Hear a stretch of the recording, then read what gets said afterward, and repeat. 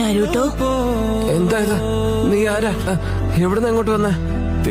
അല്ല, നിനക്ക് എങ്ങനെ എന്റെ പേര് അറിഞ്ഞത്?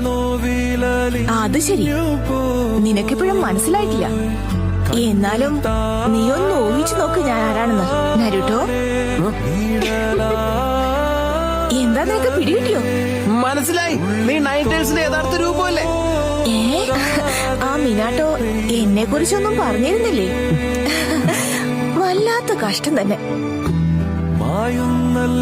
എന്നാ ശരി, ഞാൻ തന്നെ പറയാം. ഞാൻ നിന്റെ